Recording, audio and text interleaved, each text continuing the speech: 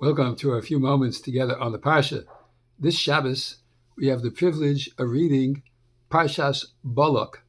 And the Parsha is well known to begin with the unusual circumstance, as Rashi himself points out, that the Balak, Melech Moav, the Balak, the king of Moav, is afraid of the Jewish people that are coming through his land, and he seeks advice from Bilam, who was from Midian. And Rashi himself at the very beginning mentions, what is Midian and Moab doing, making an alliance? When you go back to Chumash Bereshis in Perek Lamed Vav, you'll see that Moab and Midian were really enemies, as it says, Hamaka es Midian b'stei Moab.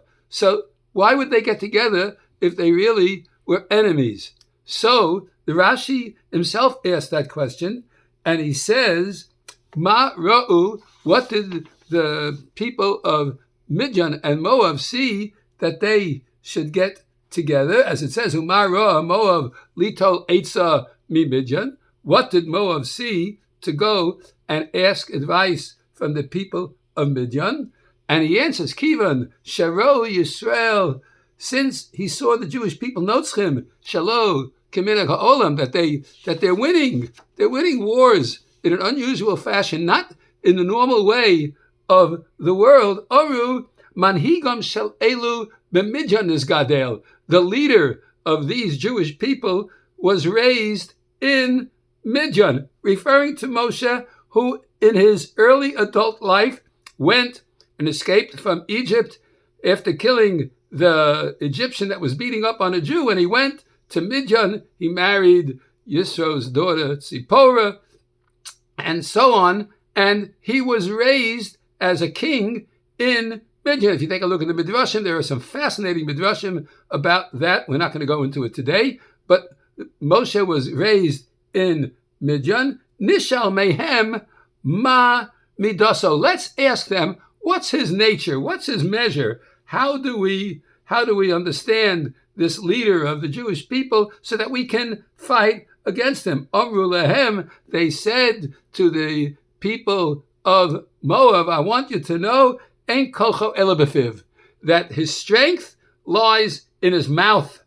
His strength lies in his speech, in his mouth, which is unusual considering that Moshe Rabbeinu had a lisp, and consequently for them to say that the koach of Moshe was only in his mouth, but they answered, Af anu, also we, novo alehem be'odam shekolcho befiv. We're going to come against them with a person whose power is in his mouth, referring, of course, to Bilam, whose koach was in his mouth. So Rashi is telling us that the reason that Midian and Moab got together was because they analyzed Moshe Rabbeinu, and they saw that from his youth, meaning his early adulthood, when he ran away, was developed in Midian, and that power was the power of his mouth, the speech. And so they said, we're going to come against the Jewish people with an equal measure, someone whose power in his speech, which was, of course, Bilam. Ultimately, it didn't work out that way,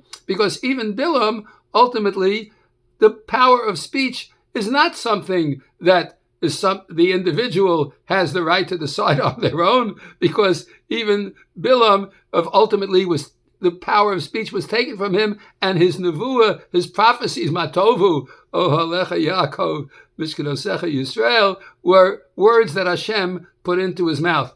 There's a step missing here, of course, and that step is the power that Hashem gives an individual, whether it be in his mouth, in his mind, in his sight, in his hearing, in his ability to deal with other people, in his kindness, in his heart, whatever it is also totally dependent upon the free will of a person. And even if the person is given a certain gift in life, whatever that may be, if the person doesn't use it for the proper purposes, there's no way you're going to be able to thwart Hashem's demands and ways. There are many ways that HaKadosh Baruch Hu deals with this. And our job is only to utilize the strengths that Hashem give us for the benefit of all mankind, not for the destruction of all mankind. There are people who over the centuries Hashem did allow the possibility of destructiveness against the Jewish people, but maybe that's because maybe the power of the Jewish people was somehow reduced.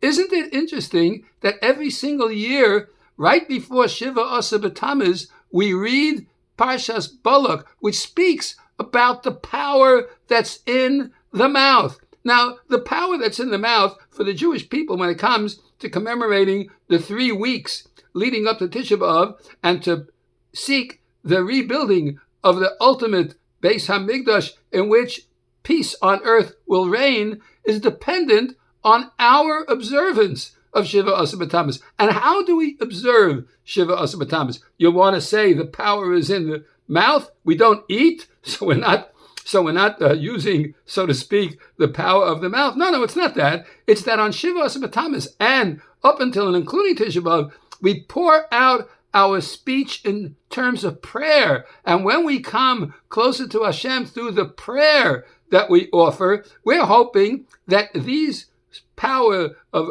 prayers that are especially dependent upon our ability to speak and say those words, that will make the difference. It's not just that we have a certain koach, it's that how we utilize that koach and pour out our tefillah in a way to be able to make a difference. There are many, many other approaches in which we can understand what Bilam and Balak were trying to do by utilizing the power of their so-called speech to overcome the Jewish people. But one thing is clear.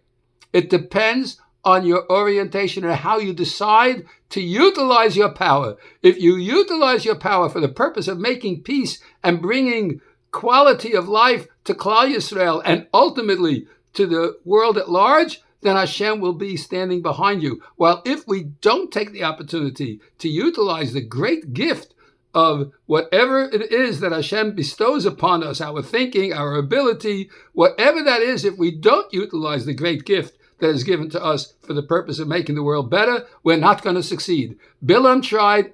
People have tried throughout all the centuries. And to this day, even 2,000 years after the destruction of the Beis HaMikdash, the Jewish people are still recognizing that even though we're in trouble with the terrible events of last October 7th, Ein kocham ela b'fiv. The power is in the Tehillim that we say every day, in the prayer for the sake of all the captives, for all the chayalim, for all of Klal Yisrael and Eretz Yisrael. Our power is b'fiv, in the mouth, and here is an opportunity to utilize this.